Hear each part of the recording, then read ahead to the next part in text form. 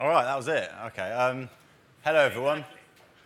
As you all know now, I am actually a Wonka, but as I told you before, I'm not just a Wonka. I am, in fact, Chief Wonka, the King of Fail.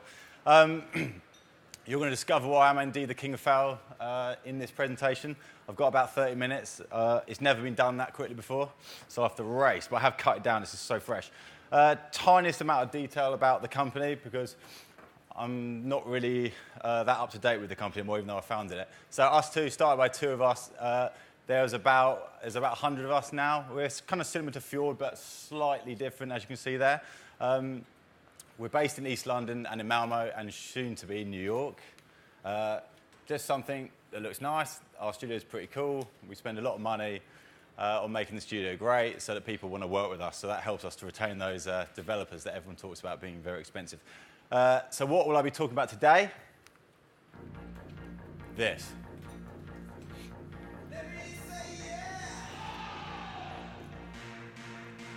Succailure. Can anyone see what I've done there? Correct. Half success and half failure. Christ, it cracks me up. I blend it together, and that is kind of what I feel I've done. Well, not me personally, but what we have done at Us Two. We've not only made this new word that's trademarked, but we've actually embraced it. So to give you the success part of what Succailure is,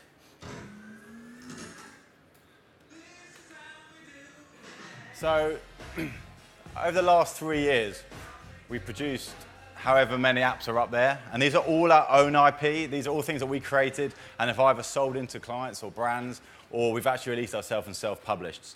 And we do all our own self-publishing. So that's the success part, and that makes me feel really proud because I love making things that look really colourful, and there's a lot of colour up there. And if that's the success part, then I guess this is the failure. Sadly, I took my enhanced feature off, which I usually do have. This is 177,941, so that's how much money we've brought back by spending about £700,000 in creating all those apps from the time before. So that's kind of what Succailure is about. Succailure, though, isn't about money. That's just ludicrous to think it would be about money. It's actually about these things, which I just kind of wrote down quickly. We do these things for PR, internal education that we can then upsell to bigger brands or big companies who want to pay us. It gives us a presence out there to actually stand on stage like this and actually talk about what we do. If we invest in creating our own products and releasing them as our own releases, then it makes us to feel like a place that you want to go and work for. It helps the talent acquisition. We don't have to pay hideous recruiters to bring great developers to us, et cetera, et cetera. And it's kind of fun. Like, I started Us Two, or co-founded it 7 years ago, and now, the last few years especially, I'm basically just having a total riot, and that's what's great. So, I wanted to talk to you about all of the failures that we've had and why, quickly, so that you don't have to do them, so that actually you can release things and then teach me your new failures, and then we can make the world a better place. So, our kind of only successful Succailure was Mouth-Off, and for those that don't know about this incredible app and haven't purchased it or haven't gone to the App Store now to buy it, this is it. Is it recording, is it? Is it recording? Oh, right, okay. Whilst looking for useful iPhone apps this weekend, we came across Mouth-Off, which, as you can probably tell, we're using right now. So if you can't tell what that is, you're a bit crazy. But we produced Mouth-Off, I think now, 2.5 years ago. Just to let you know, there's about 50 mouths in there you get for 69p. It's absolute value for money, although that didn't stop people obviously complaining about it. And to kind of rewind a little bit, Us Two was primarily a service agency. We were selling hours to clients. And we realized that the only way to make more money, not that we really care about making money, was to grow the company in terms of size, in terms of people. And that would harm our culture. So we believed heavily in starting to investigate releasing our own products so that ultimately we could start to make money while we're asleep. Obviously, that didn't work. The great thing about Mouth-Off, though, and the actual point of the whole thing, was that we'd gone from selling to clients, which was kind of easy for us, to selling to human beings, which I guess clients are, actual users. And that's a totally different role, something we've not been used to. So things like PR, marketing, et cetera, have to come into that, which you all know. So we made these little videos. My daughter became quite useful. We had over 1 million hits on these videos. Just twisting her toe there while she's doing that. And these little fun videos we put on a website called Show Your Mouth Off, and that allowed us to tell the press that we created this amazing website where hundreds of videos were uploaded, when of course in reality I'd uploaded most of them, but we did have about 300 videos up there. It did start to catch on. We had BBC talk about it, was on CNN, it was in a hip hop video, it went on Engadget, and there's something really, this is 2.5 years ago, it taught us that if you get exposure, or certainly if you get good at creating an app that other people are getting exposed for, there's a chance it might monetize. TechCrunch called it one of the best apps of the year. And it kind of, every time one of these websites picked up on it, certainly the big ones like these, we got big spikes in traffic. I'm a great believer in sharing all sorts of things, including all the monies. So far we've made £55,417. Hopefully I'll make a bit more after this talk, because you're going to buy it. And all these spikes, obviously, are every time we had one of these big PR atom bombs that we released. So that was all good. We never did that for money. We purely did it to experiment, to put it out there and to see what it's like. And as a consequence of doing that, we actually managed to marry up the world's biggest mouth brand with one of the world's biggest children's TV programs. And when you get that power from Apple, although Mark sort of said that it's not always the case, sometimes if you marry the two of the world's biggest brands together, you do make a lot of money. And we did a rev share deal on that, and we made like about 30 grand just off that particular thing alone. That was fantastic. Since then, we've kind of obliterated the brand. We've done a moshy version as well, which we've made no money from, and that was fun. So at the time, we took about 2 weeks to make that. Subsequently, I've spent 3 years talking about it, so I've probably spent a lot more than that. We thought at the time that even though we don't try to make money, spending 2 weeks wasn't going to make us an app that will make us money. So we thought at that time, like, if you rush something out real quickly, it's got a chance of doing really well. So we made this app called the 48-hour, well, it's called the Dot, trademark, of course. It took 48 hours to make. We were a great believer that, that speed would be the difference between making money. So I guess it probably cost about 2.5 grand in those days. We wanted it to be limited edition in terms of it was like a really cool little app. It's a funny little toy. It was a need-to-know basis if you're going to get it. Amazingly, we had actually made the only App Store game that you couldn't find on the App Store by calling it Dot trademark, which was a bit of a bummer. So even though it cost 2.5 grand, we made 1.5 grand back in 3 years. So that wasn't very good. Alas, not, who cares? We made Dot 2, which you equally couldn't find. We made Dot 3, and we made Dot 5. We couldn't be bothered with 4, and it became a nice little story to tell the users that loved the series that the idea for 5 was better than 4, and hence we jumped it. Overall, we've made 11,495 with that. That last Dot game was about 48 weeks. It's not even that good. And it was our kind of experiment to jump between sort of utility-based apps that we've kind of been, we've done for years into more of the gaming world. So yeah, that was an interesting adventure for us. What came out of that is by minimizing the amount of time we spent on it, it meant that actually we were minimizing the chance of users actually loving it more. There were so many features we could have added in, certainly to Dot 3, that actually gave it a good chance to have done really well. They're all free now because why charge something that only sold like 2 a day? So grab them as well. So after that, us being, we're designers, we're developers as well, and we're, big users of the app marketplace. And so we wanted to create something that would sort of showcase us to developers out there to help to raise our profile in the development world. We started downloading all the RSS, or the data from Apple's RSS feeds for all the app rises and falls of every single app in the entire universe, and started interpreting that data and then uploading it to this app we call Position app, which you can buy for $3.99. And what this does is it tells you in one app where your app or your rival's app or the app that you've made for your client is, where it is in every single app store in the whole world in one place. And we made that because earlier on it was very difficult for us to track how well an app was doing, say, in Italy. If there was a bit of PR in Italy and the app spiked in Italy, we had no real idea if that was happening, but with this app it gave us that chance. So this cost about 65 grand to develop. It's probably cost more since. We're actually in the process of updating even more now. We actually did a deal with AdMob at the time, which turned into Google, which meant they paid us to keep it free for a few months. which was pretty cool. Even better was that they sold to Google just at the time they did that deal, so there's nothing about that deal on our app, so it looks beautiful. You can't really see it, but in terms of PR, we got some of the best PR you could get, obviously for free, just by creating an app that actually was pretty useful and very interesting. So TechCrunch talked about it, et cetera, et cetera. This thing up here is we actually do these weekly Brand Republic charts whereby we supply Brand Republic with the data to create a, I think it's top 15 branded apps chart that doesn't actually exist on the iTunes store.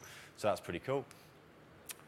This was interesting because this was when it was free. All that PR that I showed you before, and within like the world of development, that was a lot. Good, that doesn't go far enough. This shows the amount of downloads we're getting off that organic, off that pickup from that PR.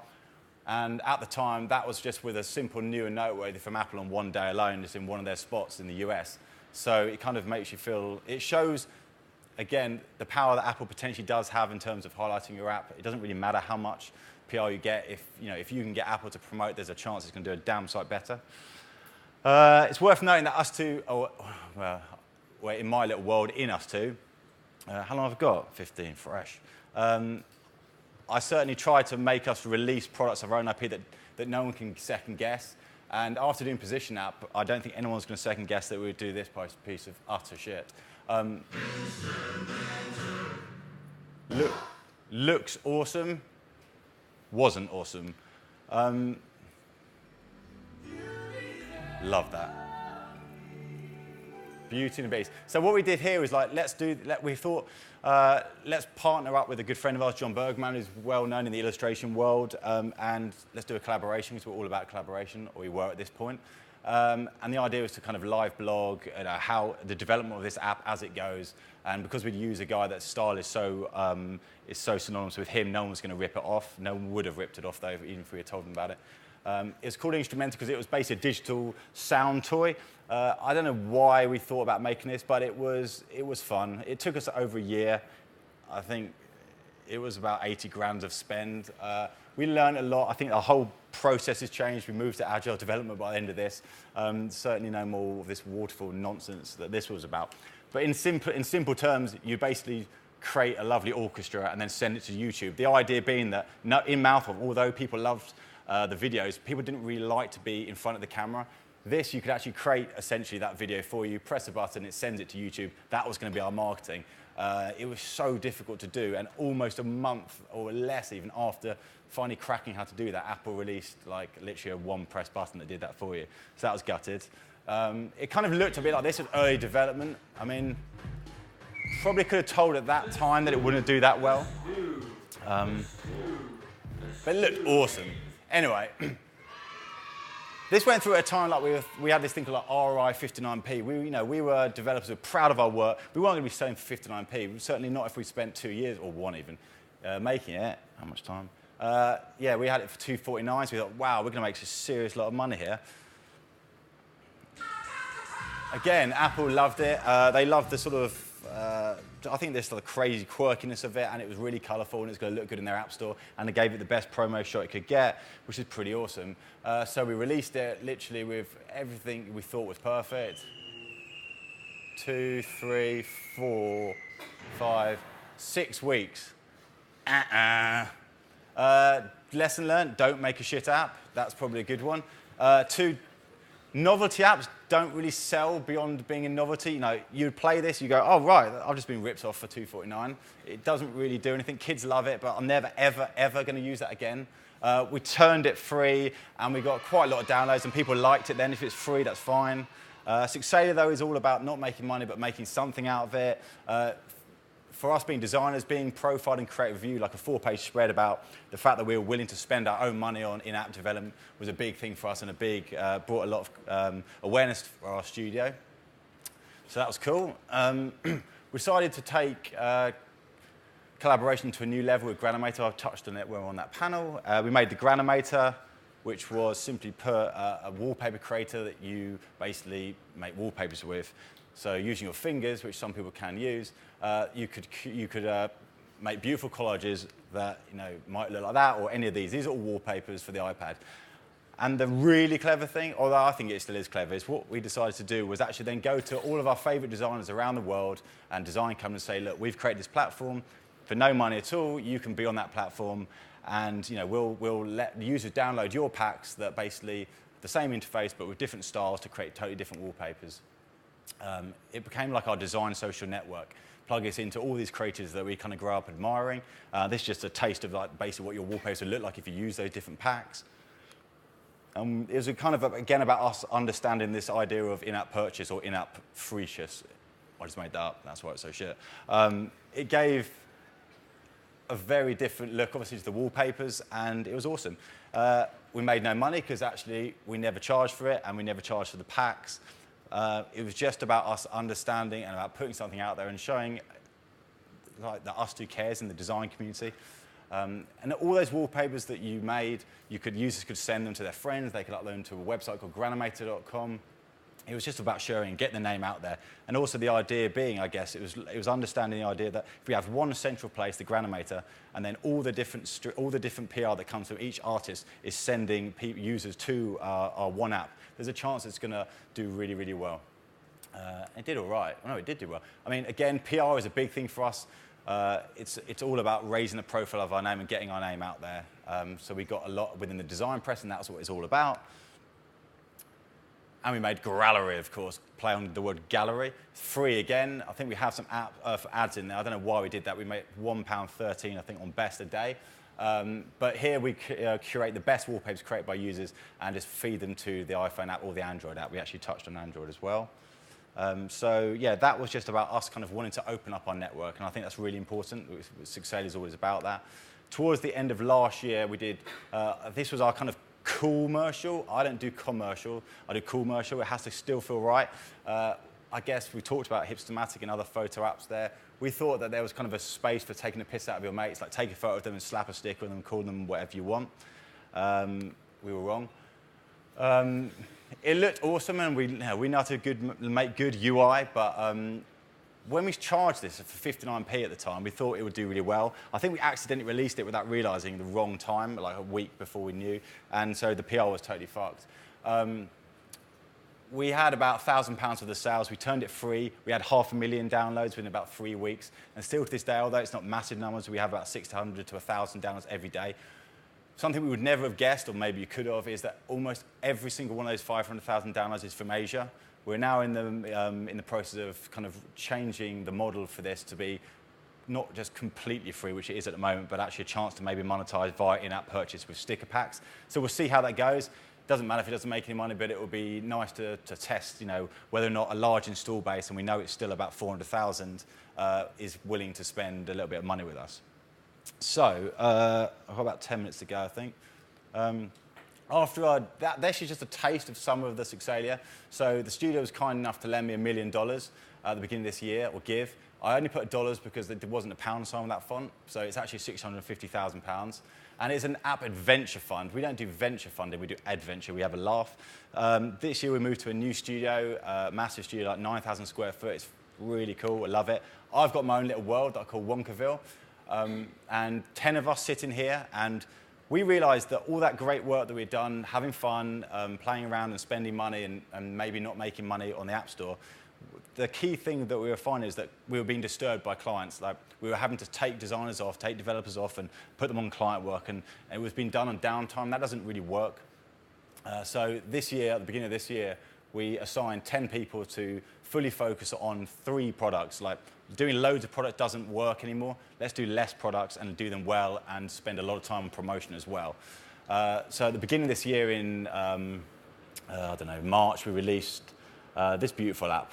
And the idea here was that we wanted to go back in time. We wanted to showcase craft. We saw a lot of what we call Photoshop jockeys, where basically everything looked digital. Let's create something that actually looked beautiful. So this was the cover of it. We worked with, well, we didn't actually work with him. I don't think he knows, he's dead, but a guy called Denslow, who wrote Mother Goose, or created all the illustrations. We reused all the illustrations. We reimagined it for the iPad generation. Nursery Rhymes with Storytime was born. And as I said before, it's all about the craft and bringing that back and reimagining and making parents feel good about buying children's books. So we were trying to not just create like a Peppa Pig world here of lurid colours, although that's awesome and I've got loads of them. We were trying to create something that parents might buy into as well, because ultimately they're the people who are going to buy it. These are just some of the pages. It looked awesome. The studio always does it, but we actually user tested for once, where usually with instrumental, I think if I'd user test that, I would have shut it down early. So took it into schools, let kids play with it, let them actually find out what worked and what didn't, and we had loads of great info that came out of this. So you could smash Humpty Dumpty to pieces and break his head. We had massive knives you could cut tails off. You learn a lot about user testing.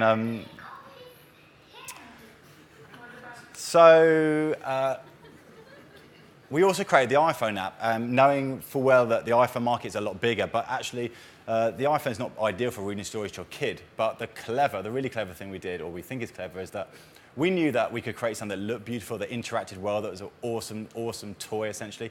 But we knew also that the tech press weren't really going to write about it just because it looked beautiful. It had to have something clever in it. So we devised something called Storytime, which was using Apple's Game Center to allow parents who are at work or on travel to communicate with their children through this app and actually read the story to them remotely and totally replace the need to ever parent ever again. It's awesome, and this is a little video that we kind of created to like build the hysteria that we knew was going to come. He's in Japan, you see. Not sure why.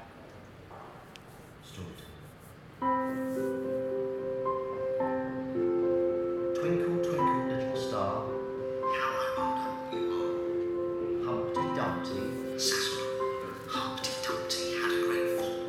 Jack and Jill went up the hill to fetch a pail of water. 3 blind mice, see how they run, hey diddle diddle, cat and fiddle, and cut off their tails with a carving knife. And the dish ran away with a spoon. This little piggy went wee all the way home. I think it's bedtime now, kiddo. Sleep time. Obviously quite a few flaws in that. I'm not sure why she was going to bed at midday, but and he was this sort of weird-looking guy. Anyway, beyond that, we needed to create something that was going to kind of create debate around this app and throw people to the app, and it really worked. We got the Daily Mail even talking about it. And TechCrunch, I love their post. They said that nursery rhyme storytime reminds you of the blasted lunar hellscape that is your life. I have no idea what that means, but it sounds awesome. It was a big decision for us to try to create debate around an app that was going to ultimately help to sell it, because that was the only way we thought we were going to get downloads. Anyway, it worked. I mean, that was the best press we ever got for anything in our entire life. Apple loved it in both UK and the US. It was iPad app of the week. It was iPhone app of the week. We got everything we could have got right with it, and in the end, we went to this.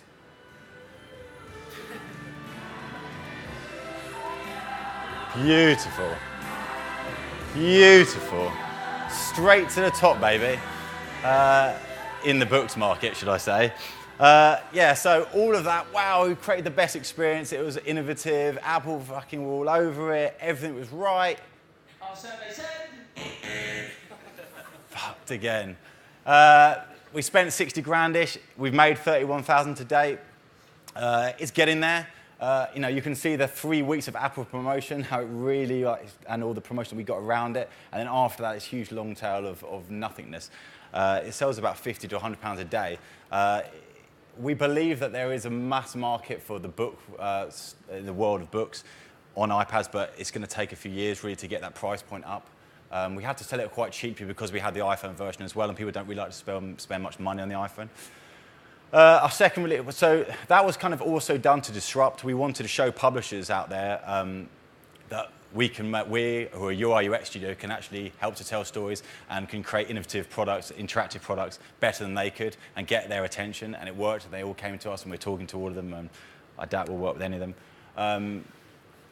We'd already started the idea of further developing it on disrupting the publishing space, and actually.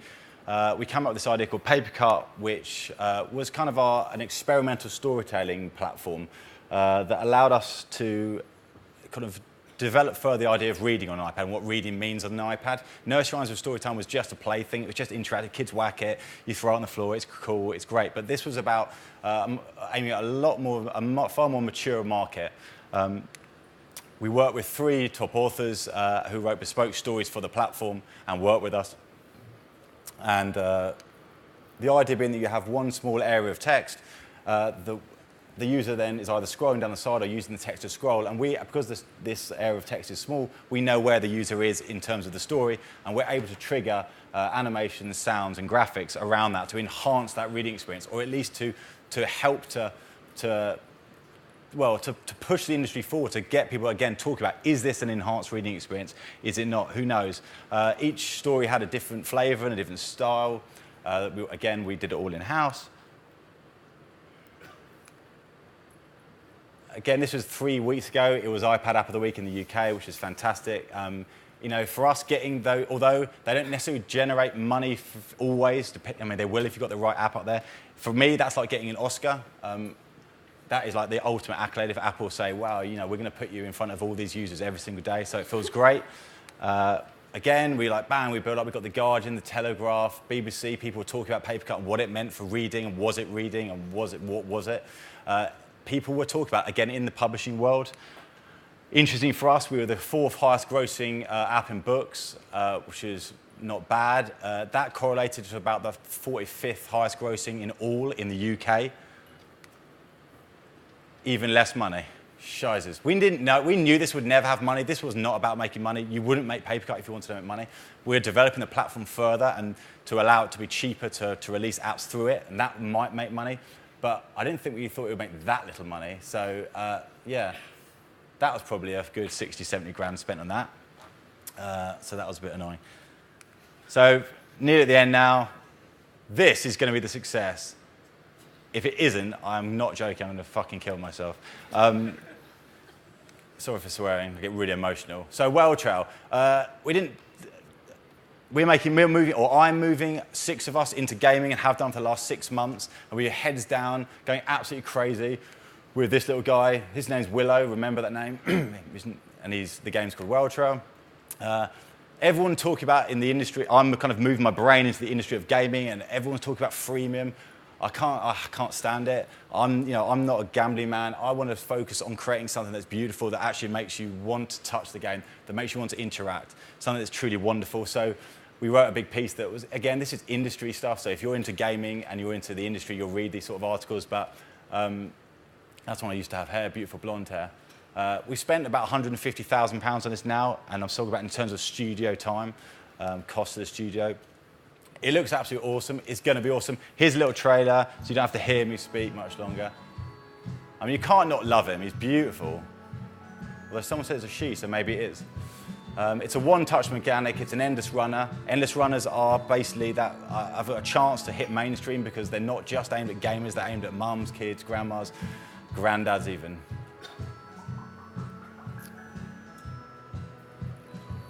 It goes on, and that's enough.